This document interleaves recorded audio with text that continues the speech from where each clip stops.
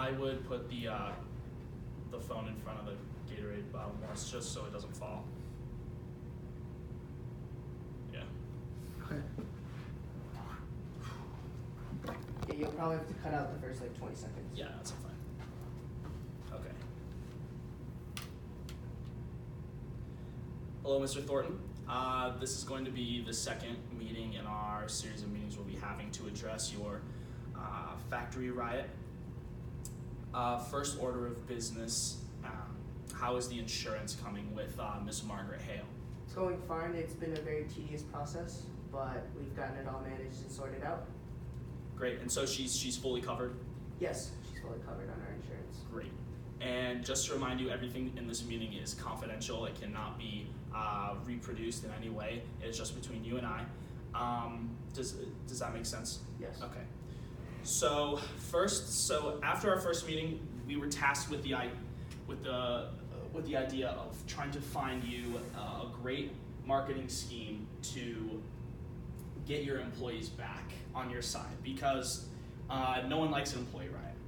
So here at M&M, we decided to go through and give you this step-by-step process on how we're planning on winning your employees' trust back.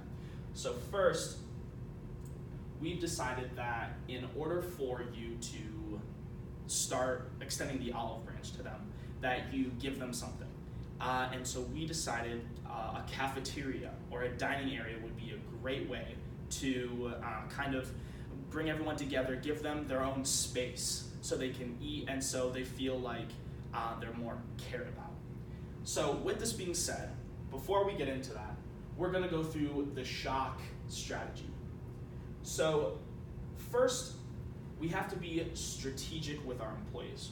We need to let them know where the company is going and how you are going to get them there. So then they understand your role in the company, so they're not angry with you or they're not confused as to why you're making certain decisions in the company. Secondly, you need to be honest with them.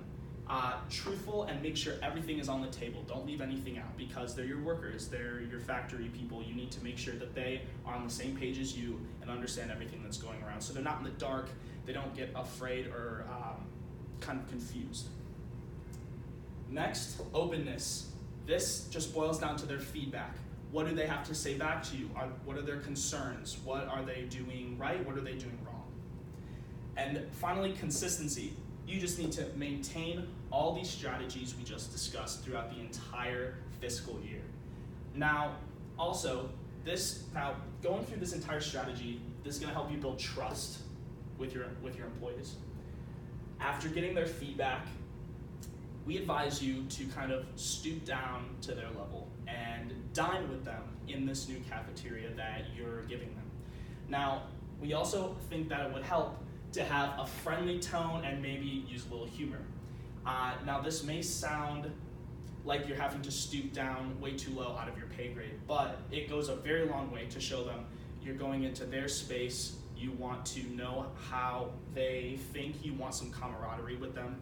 And basically this just boils down to if everything is all about the employees. You can't have a successful factory if you're not focusing mainly on the employees. And that is what this whole idea of getting your employees back is. So this is the plan that we've come up with.